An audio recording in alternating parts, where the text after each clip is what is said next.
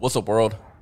It's wintertime, it's the dormant season, and that is the ideal time to prune your fruit trees, so that's what we're doing now. Now, why do we prune fruit trees? It helps regulate the growth of the fruit tree. It also helps increase the yields, it improves the fruit size and the quality of the fruit that the tree produces. And it also helps to maintain the plant's health and vigor. Now, when we're pruning, we're removing dead and diseased branches, as well as making cuts that keep the tree at our ideal height. The reason why most pruning is done during the wintertime is because fruit trees, or most fruit trees, are deciduous, meaning that they lose their leaves. Once they lose their leaves, you're able to really see the branches and make clear decisions on which branches need to go and which ones need to stay. How do you know the proper way to prune a fruit tree? Well, it all starts with the type of fruit tree that you are pruning. I started off pruning the peach trees. Now, peach trees are stone fruits, and you prune stone fruits differently than you prune pome fruits. Now, most stone fruits are pruned in an open vase method. This helps maximize fruit production and increase the fruit quality of the tree. The open vase style really looks like a bowl, so there is no central leader going up the middle. All branches that are growing towards the center of the tree or growing and interfering with other branches are removed to allow light and air to reach the interior of the tree. This helps reduce diseases. Now, stone fruits include things like peaches, plums, cherries, nectarines, apricots, mangoes, lychees, and even raspberries. Now, the other type of fruit trees are pome fruit trees. Pome includes things like apples and pears. Now, when we're pruning pome fruit trees, we're gonna do the central leader system. Now, the central leader is one main branch growing up the middle of the tree, and then a few upper and lower scaffolding branches. Now, even though I am growing these apple trees up against the fence, I'm still practicing this central leader system. You'll notice that there's one main branch growing up the middle, and these branches that I'm pruning off and tying to the sides, these are the scaffold branches. I'm no fruit tree pruning expert. Really? I see some pictures, I've read a little bit on how you're supposed to prune fruit trees, and then you just go out there and do it. If you cut back the wrong branches, don't worry, it's a tree. It'll regrow branches the following spring. Maybe you don't get the harvest that you were expecting that year, but it's not really that big of a deal because you don't plant these trees for 1 year's harvest. You plant these trees to be able to harvest fruit for decades, or at least that's what I'm doing. The goal here is to fill this entire fence with apples. Now, I've never grown apples like this before. Hell, I've only grown a few other apple trees in my life. But why not? I mean, what's the worst that could happen? I'm gonna get some apples off the tree. That's one of the best things about gardening, is it's really just an experience where you get to learn. No judgment, no criticism. You just go out there and you do what you think is right. And if it's wrong, you learn from it, make adjustments, and come back and attack it again the next season. And that's what we're doing here with these apple trees. And really, that's what I do with everything in my garden. You learn through a lot of trial and error.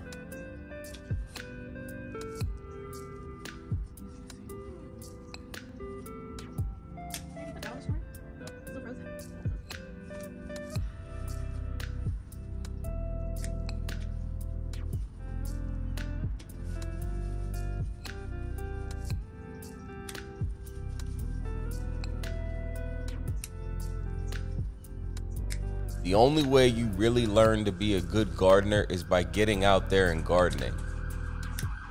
And everybody who is a good gardener has killed a lot of plants, I guarantee you. I don't care what they say over here on the internet when they try to act like they've never killed anything. That's not the truth.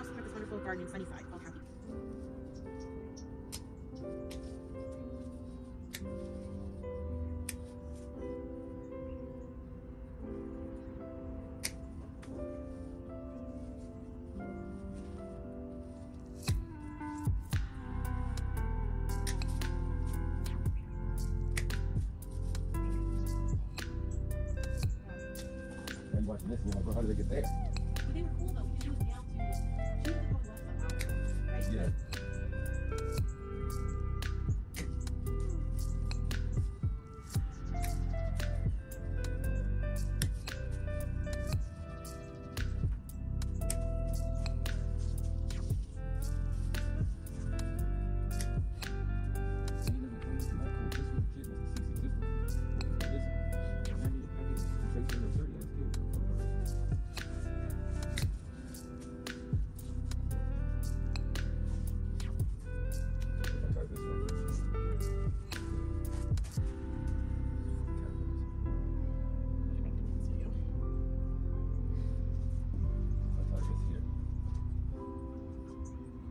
And I covered all of these. I'll leave one just in case. I'll leave this one. I'll cover this one. This one. I'm gonna tie this here.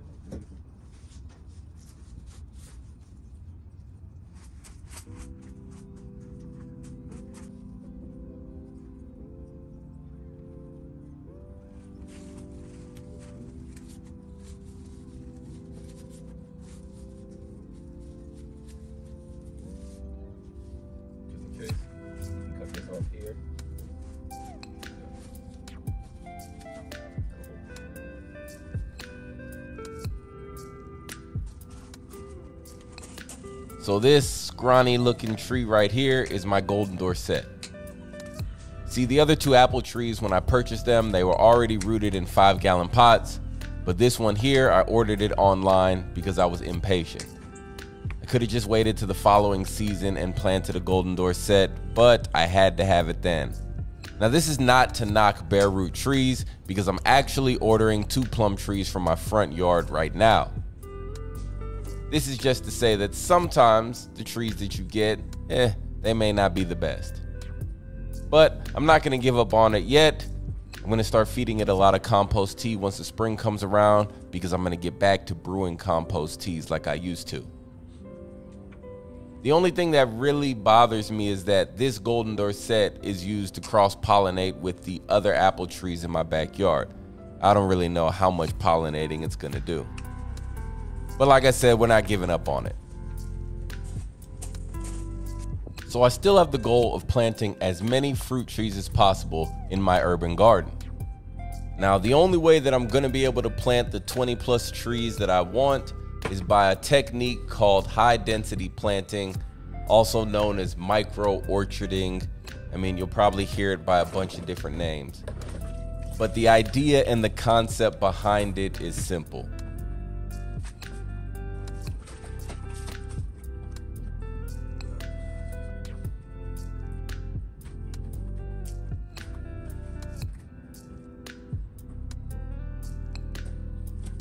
You're gonna plant trees closer together than most people would recommend.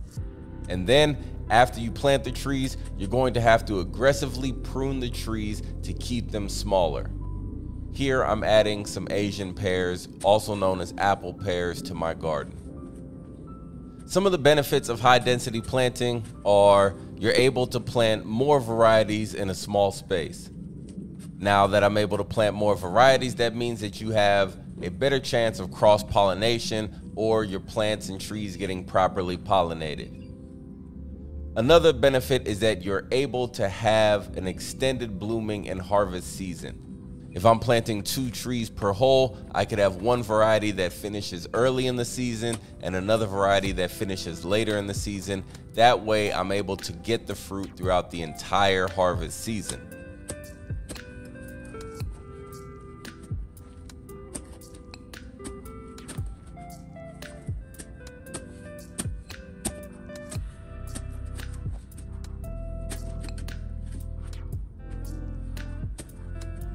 I'm sure in the comments we're going to read a lot of people talking and saying how this is a horrible idea and you should never do this.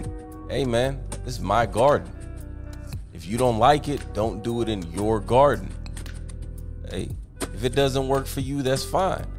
Everything in this world is not for everybody. And this high density fruit tree planting is for me.